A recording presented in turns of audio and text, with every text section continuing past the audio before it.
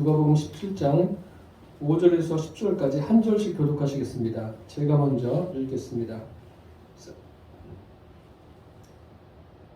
사도들이 주께 여짜오되 우리에게 믿음을 더하소서 하니 주께서 이르시되 너에게 가나스라는 믿음이 있었더라면 이 꽃나무더러 물밀어부터 바다에 옮기어라 하였을 것이요 그것이 너에게 순종하였으리라. 너희 중 누구에게 밭을 갈거나 양을 치거나 하는 종이 있어 밭에서 돌아오면 그더러 곧 와 앉아서 먹으라 말할 자가 있느냐? 우리여 너더러 내 먹을 것을 주지 않고 띠를 들고 내가 먹고 마시는 동안에 수종 들고 너는 그 후에 먹고 마시라 하지 않겠느냐. 명한 대로 하였다고 종에게 감사하겠느냐?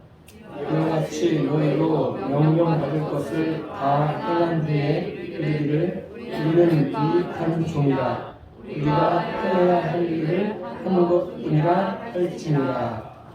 아멘.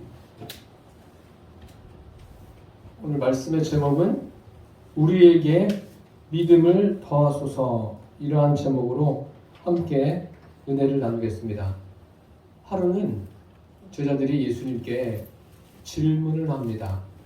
우리에게 믿음을 더하소서. 질문이라기보다도 요청을 한 거죠. 예수님 말씀을 듣고 있다가 믿음을 가져야 되겠구나, 그런 생각이 들어서인지 모르겠지만 믿음을 더해달라고 예수님께 요청합니다. 예수님은 말씀을 가르칠 때나 어떤 다양한 기적을 행하실 때나 그런 일들을 보면 다 믿음하고 연관이 있습니다. 제자들의 이러한 요청에 예수님께서 믿음을 더하는 것이 무엇인가를 말씀해 주십니다. 오늘 그것을 함께 나누도록 하겠습니다. 첫째로 믿음을 더하려면 믿음이 실제임을 아는 데 있습니다. 믿음을 더하는 것. 믿음을 더하려면 믿음이 무엇인가? 그것을 알아야 됩니다. 믿음이 실제라는 것을 알아야 합니다. 사도들을 보세요. 믿음이 전혀 없는 사람들은 아닙니다. 예수님의 가르침을 받고 또 끊임없이 말씀을 듣고 주님이 행하신 일을 보고 지금까지 왔습니다. 그들이 예수님께 믿음을 더해달라고 할 때 예수님께서 그들에게 무엇을 말씀하십니까? 이렇게 말씀하시지 않습니까? 겨자씨 하늘만한 믿음이 있었더라면 이 뽕나무더러 뿌리가 뽑혀서 바다에 심기우라 하면 심겨졌을 것이요 그것이 너희에게 순종하였으리라. 갑자기 그 나무가 뽑히고 또 그 나무가 바다에 심기워지는 그런 말씀을 하십니다. 그것은 실제 아닙니까? 나무를 뽑는 것은 실제적으로 일어나는 일이에요. 또 바다에 심는 것도 심으려면 심을 수 있겠죠. 물이 깊지 않은 곳에는. 어쨌든 실제적인 겁니다. 예수님은 이 예를 들어서 믿음은 실제라는 것을 제자들에게 지금 말씀해주고 계십니다. 제자들도 그렇게 지금 알아는 듣고 있는데 깊이 알지를 못합니다. 믿음은 생각 속에서만 머무는 게 아니에요. 실제적으로 내가 경험되어지고 삶에 나타나는 겁니다. 복음서에 보십시오. 예수님께서 하신 일을 가만히 살펴보면 믿음의 실제가 무엇인가를 예수님께서 드러내 보이셨습니다. 병을 고친다든지 귀신 들린 자들을 쫓아낸다든지 연약한 자들에게 다가가서 말씀하시고 일으키는 모든 과정을 보면 믿음의 실제임을 예수님께서 보여주셨습니다. 그런데 제자들도 예수님을 보면은 믿음이 실제구나, 그것을 알겠는데 자기들이 하면 안 되는 거예요. 자기들이 예수님처럼 어떤 능력을 소유하고 하고 싶은데 그게 되지 않는 거예요. 그래서 지금 예수님께 더 말씀드리고 있지 않습니까? 믿음은 우리의 노력으로 해서 얻어지는 게 아닙니다. 주님께서 우리에게 주시는 능력이고 은혜라는 것을 잊지 않기를 바랍니다. 그래서 오늘도 이 예배 드리면서도 주님 앞에 믿음을 갖기를 구하시기를 바랍니다. 저와 여러분 다 믿음이 있어요. 믿음이 있는데 그 믿음이 더 잘하고 성숙한 대로 나아갈 수 있도록 그런 믿음의 능력이 우리에게 임하도록 구하시기를 바랍니다. 예수님께서 베드로와 야고보와 요한과 함께 산에 올라가셨어요. 자리를 잠깐 비우셨습니다. 그때 어떤 사람이 아들을 데리고 제자들에게 왔습니다. 제자들에게 와서 내 아들을 고쳐주십시오. 그런데 제자들이 고치지 못합니다.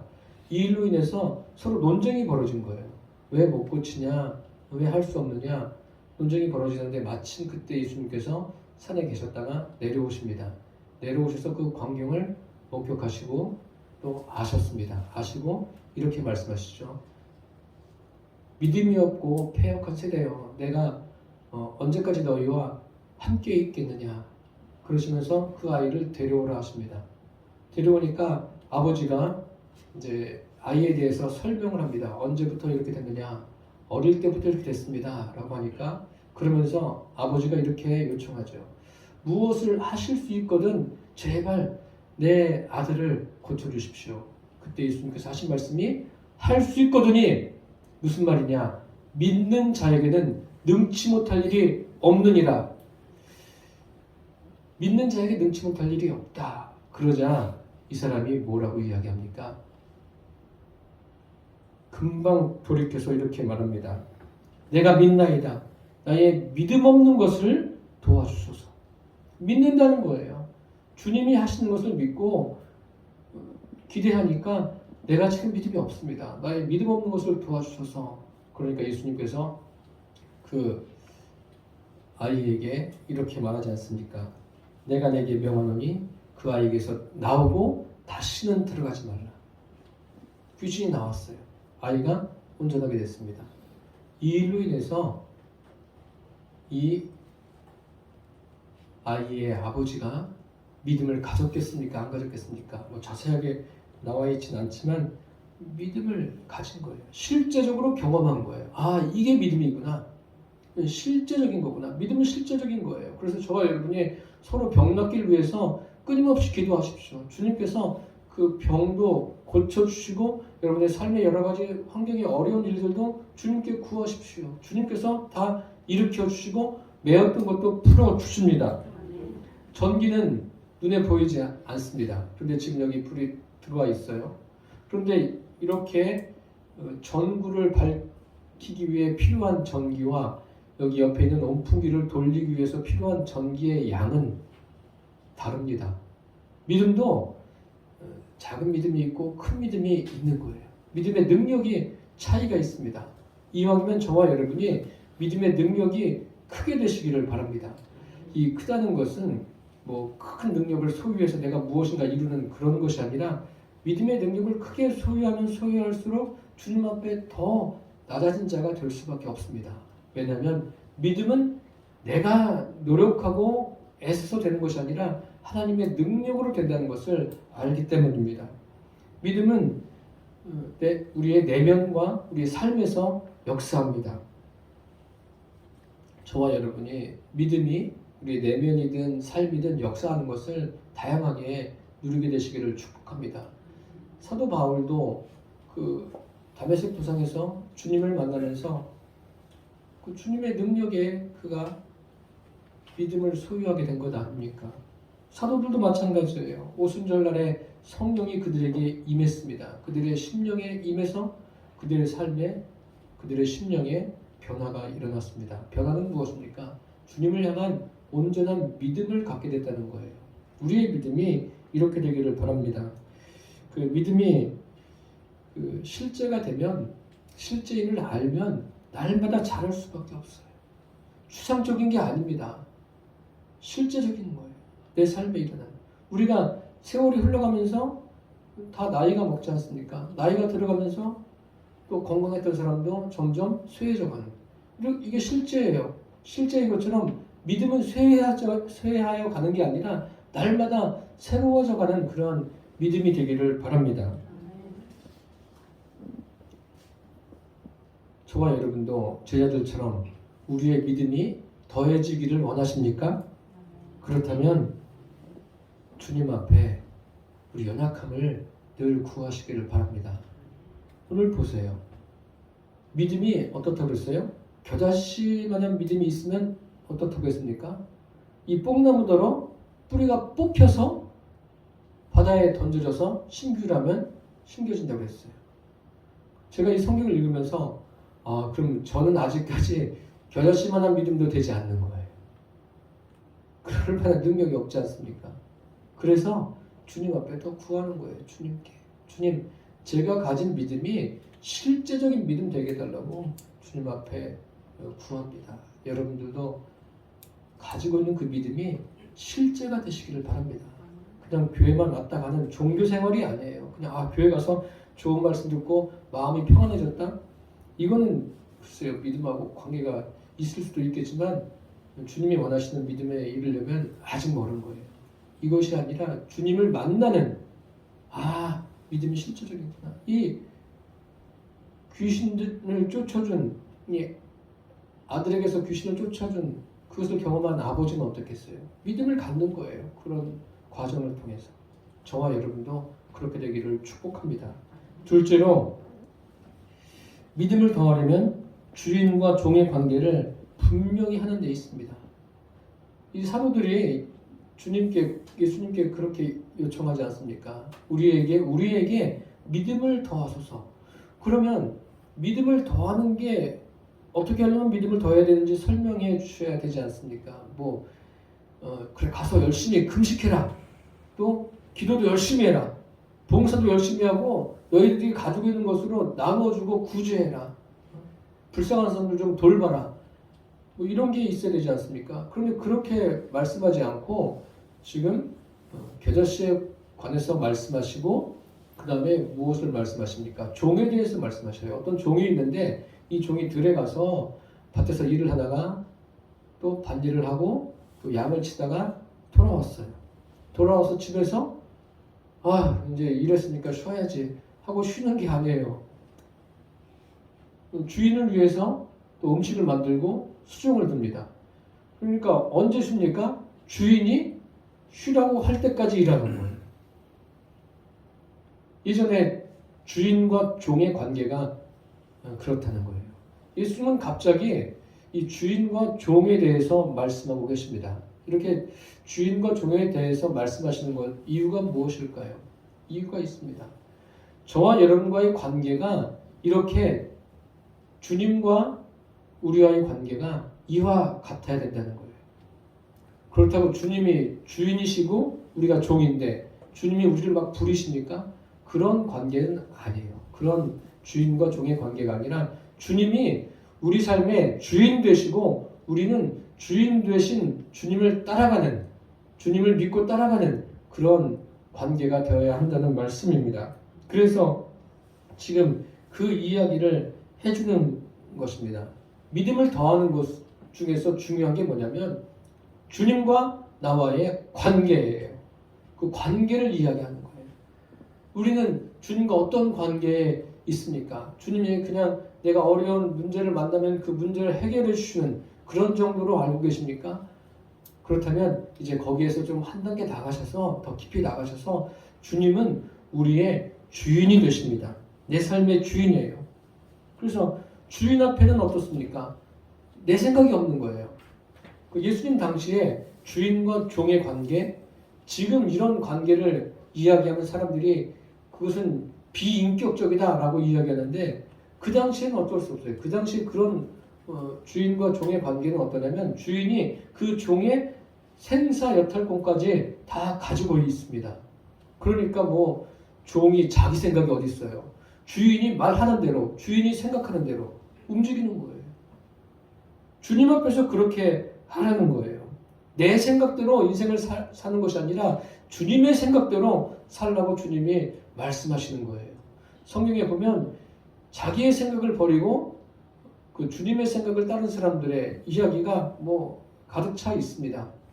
한 사람 예를 들면 엘리사 시대에 엘리사가 이스라엘의 선지자로 활동하던 시대에 그 이웃나라 아람이라는 나라가 있었습니다. 아람에 그 군대 장관 나아만이라는 사람이 있었는데 이 사람은 그 왕에게 신임을 받고 또 굉장히 용맹한 자입니다. 준수하고 그런데 그에게 병이 있었어요.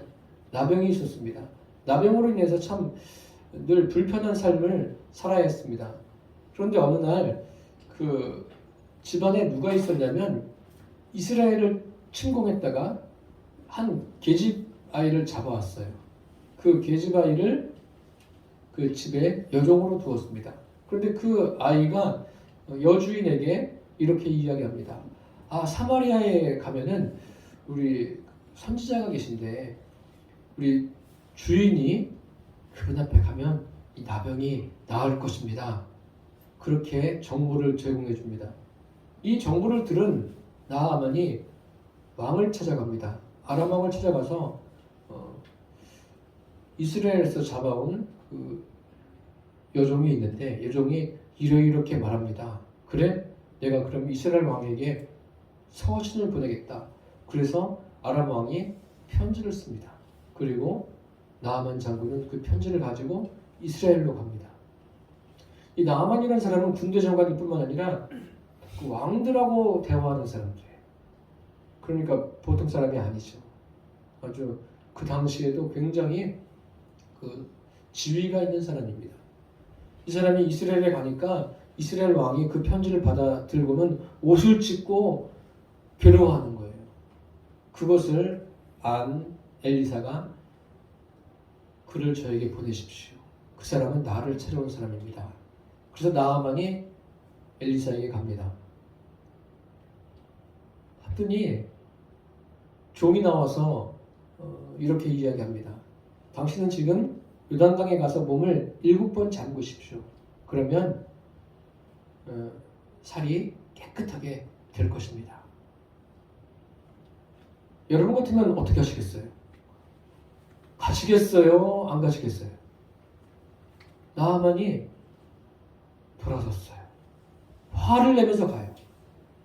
왜 화가 났냐면 자기 생각에는 선지자가 딱 나와서 자기를 맞이하고 또 그 예를 잘 갖추어서 종교 예식을 하면서 그 앞에서 손을 들고 흔들면서 자기 병을 고쳐주지 않을까 그렇게 생각했는데 아니에요. 그냥 종을 보내서 요단강에 가서 몸을 씻으라는 거예요. 그러면서 이렇게 이야기합니다. 아니 우리 다메섹강 아바나와 바르바는 그보다 더 깨끗한데 저 요단강에 가서 몸을 씻으라는 게 말이 되냐 분내면서 갑니다. 참 막을 수가 없어요. 화가 머리끝까지 올랐습니다. 감정이 다스려지지가 않아요. 그때 그 옆에 있던 그 신하 중에 한 사람이겠죠. 누구인지 모르겠지만 그가 이렇게 이야기하죠. 뭐 다 같이 이야기했을 수도 있죠. 아, 주인이시여, 그가 이보다 더한 것을 하라고 해도 하지 않았겠습니까? 지금 목적이 이 병을 고치는 건데 한번 해보십시오. 그렇게 이야기합니다. 그러니까 또 그 말을 듣고서 나아만이 자기 생각을 돌이키고 성경에 보니까 어떻게 기록되어 있냐면 하나님의 사람의 말대로 요단강에 가서 씻었다라고 되어 있어요. 하나님의 사람의 말대로 자기 생각을 버리고 하나님의 사람의 말대로 행하는 것. 그 믿음을 갖는다는 것은요. 주님과 나와의 관계는 내 생각을 버리고 주님이 무엇을 말씀하시는가 그 말씀을 따라가는 것이 믿음이 더해지는 거예요. 쉬운 일이 아니에요, 여러분. 지금 설교를 들으니까 아 그렇구나 내 생각을 버려야 되겠구나. 그런데 교회 밖에만 딱 문을 열고 나가면 싹 바뀌지 않습니까?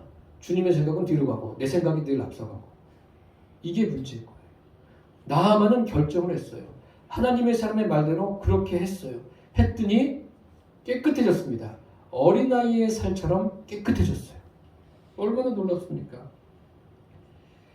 나아만이 자기 생각을 버리고 하나님의 사람의 말대로 해온 것은 주인을 바꾸는 행동입니다.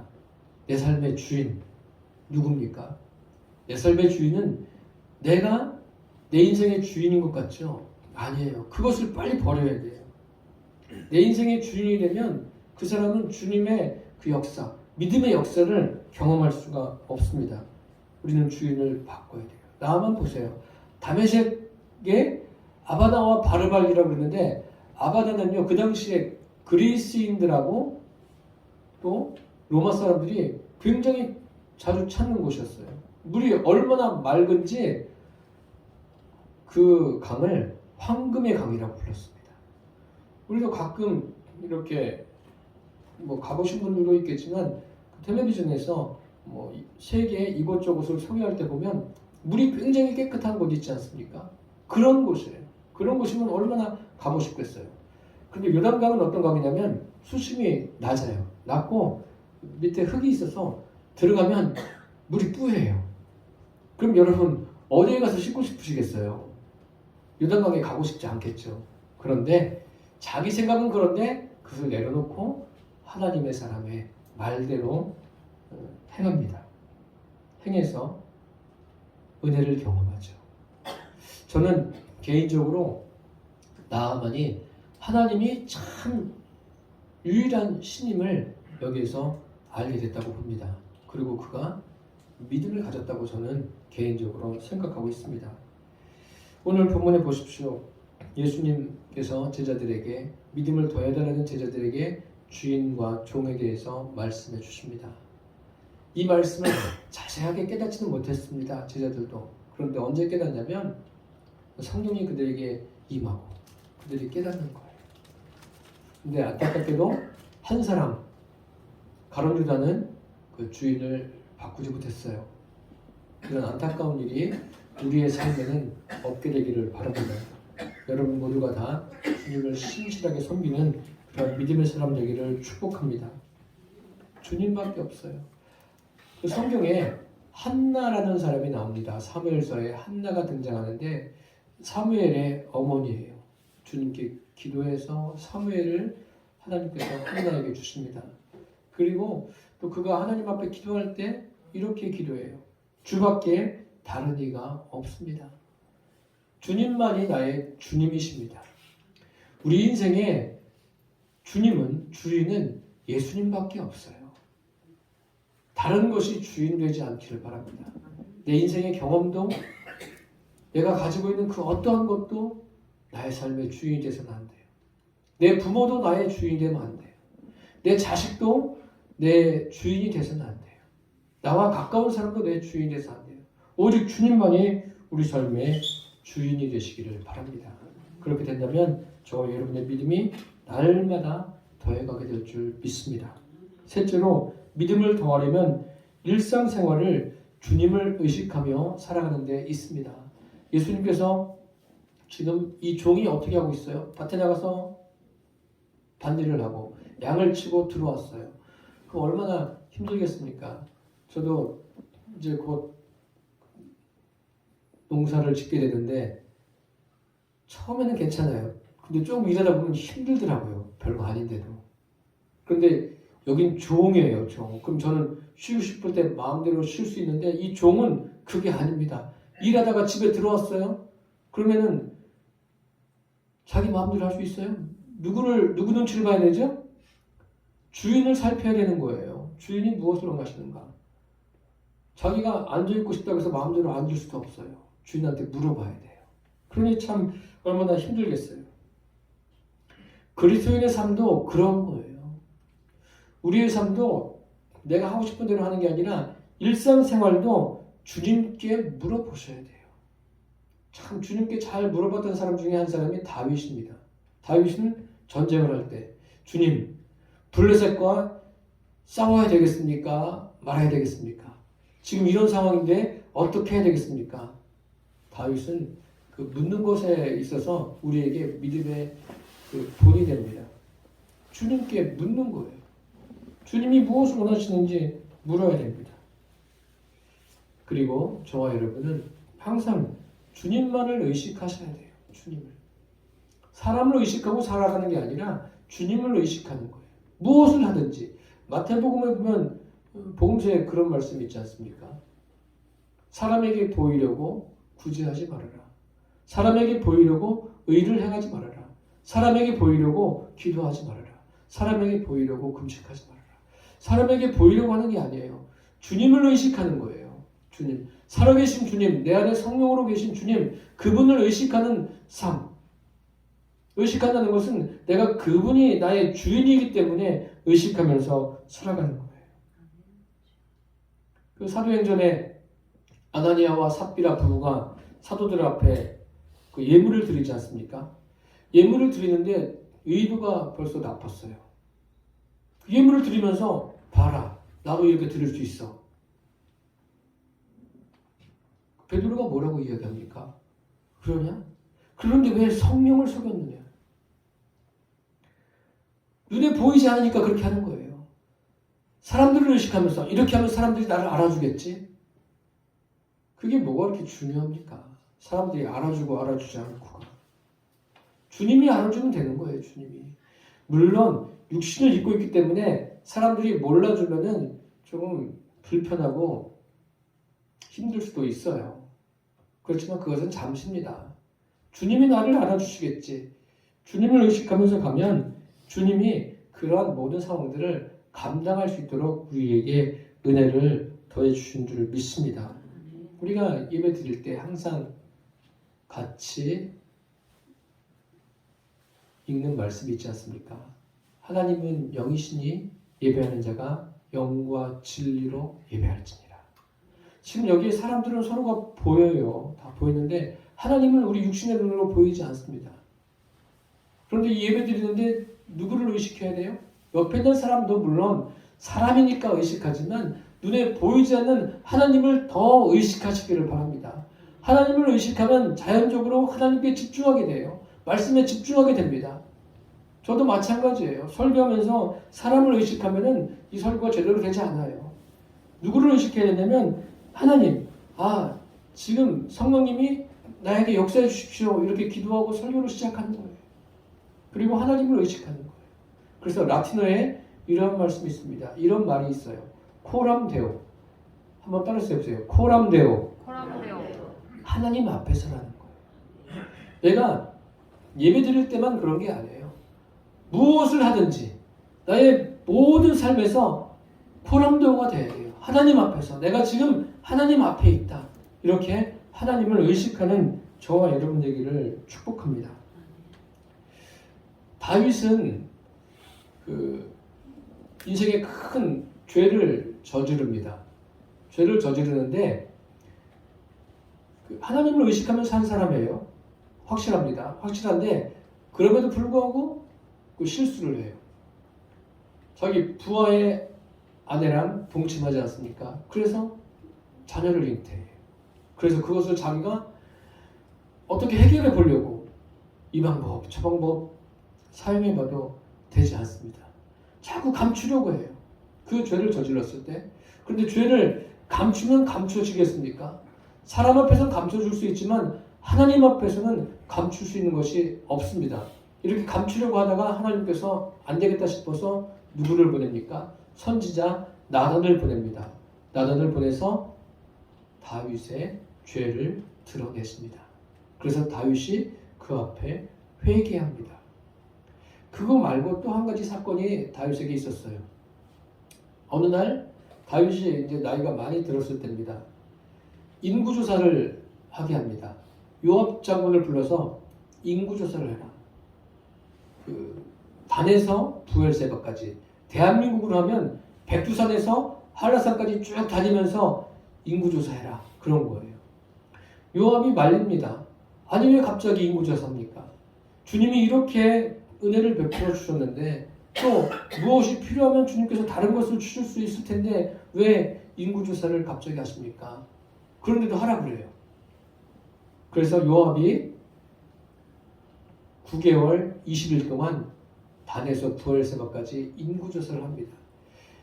이렇게 인구조사를 마칠 때 다윗이 무엇을 깨닫냐면 선지자가 찾아온 게 아니에요. 자기가 요압에게 그 일을 시켜놓고서 내가 잘못했구나. 그러면서 하나님 앞에 범죄했습니다. 회개합니다. 제가 왜 다윗의 이야기를 말씀드리냐면 하나님을 의식하며 살자는 거예요. 저와 여러분이 신앙생활이라는 것은 일상생활에서 내가 하나님을 얼마나 의식하느냐. 그것이 중요한 거예요. 교회 나와서 주일 예배 드리고 또 교회 여러 가지 예배에 참석하고 다 필요해요. 이것도 중요하지만 이거보다 더 중요한 게 일상에서 내가 하나님을 얼마나 의식하면서 하나님의 자녀로 살아가는가, 이것이 중요합니다. 사도 바울은 로마 교회에 편지를 보내면서 이렇게 이야기합니다. 너희는 이 세대를 본받지 말고 오직 마음을 새롭게 함으로 변화를 받아 하나님의 선하시고 기뻐하시고 온전하신 뜻이 무엇인지 분별하도록 하라 라고 했어요. 이 세대를 본받지 말라고 했어요. 어그러지고 거스리는, 하나님의 말씀을 왜곡하고 하나님의 말씀을 무시하고 하나님의 말씀을 듣지 않는 이 세대를 본받지 말라고 말씀하십니다. 그런데 이 세대를 그렇게 따라가고 싶은 사람이 얼마나 많아요. 이 세대를 본받지 말고 오직 마음을 새롭게 하라고 했어요. 새롭게 하라는 것은 내 생각을 버리고 내 마음의 주인으로 주님을 모셔드리라는 거예요. 주님이 내 안에 주인이 되셔야 비로소 마음이 새롭게 될 수 있습니다. 그리고 새롭게 되면 자연적으로 무엇을 하게 되어 있습니까? 일상에서도 하나님의 선하시고 기뻐하시고 온전하신 뜻이 무엇인가를 분별하게 됩니다. 뭐 하게 된다고요? 분별하게 됩니다. 분별이 필요합니다. 어떤 상황에서도 분별할 줄 알아야 돼요. 그냥 사람들의 말을 듣고 그게 맞아요 우르르 몰려가고, 이게 아니라 분별해야 돼요. 주님이 원하시는가? 주님의 뜻이 맞는가? 이러한 분별력을 갖게 되기를 바랍니다. 솔로몬이 그 지혜를 구하지 않습니까? 재판을 할 수 있게 해달라고. 나는 참 왕으로서 부족한 게 많은데 재판을 할 수 있게 하나님이 지혜를 주시는데, 그 지혜가 무엇이냐면요, 분별력이에요. 분별력. 이 시대에 가장 필요한 것 중에 하나가 분별력입니다. 분별력을 잃어버리면 내가 믿음을 갖고 하나님의 자녀로서 살아가는지 그렇지 않은지 그것도 몰라요. 내가 가지고 있는 믿음이 제대로 된 믿음인지 그것을 모를 수도 있다니까요. 그런데 저와 여러분은 그렇게 되지 않기를 바랍니다. 내가 하는 일이나 내가 하는 말이나 내가 하는 행동, 이 모든 것이 다 하나님을 의식해서 나오는 일들이 되기를 바랍니다. 사랑하는 성도 여러분, 오늘 사도들이 예수님께 예수님 우리에게 믿음을 더하여 주옵소서라고 하지 않습니까? 저와 여러분도 매일같이 주님 앞에 주님 내 믿음을 더해 주십시오라고 구하게 되기를 바랍니다. 구하면 주님께서 그러실 거예요. 믿음은 실제다. 그리고 너는 나의 주인됨을 믿고 따르라. 일상에서 나를 의식하며 살아라. 이렇게 주님께서 말씀하실 겁니다. 저와 여러분이 믿음이 실제임을 아시고 주님이 나의 주인 되심을 굳게 믿고 일상에서 하나님을 의식하며 살아가심으로 하루하루 시간이 지날수록 믿음이 더해져 가기를, 그래서 하나님께 정복되어져서 이 인생이 주님으로 말미암아 기쁜 삶이 되시기를 축원합니다. 기도하겠습니다. 살아계신 주님, 제자들처럼 우리에게도 믿음을 더하여 주옵소서. 믿음이 실제임을 알게 하여 주셔서 감사합니다. 날마다 우리 주인 되신 주님만 의지하고 주님을 의식하며 일상을 살아가게 하여 주옵소서. 예수님의 이름으로 기도드립니다. 아멘.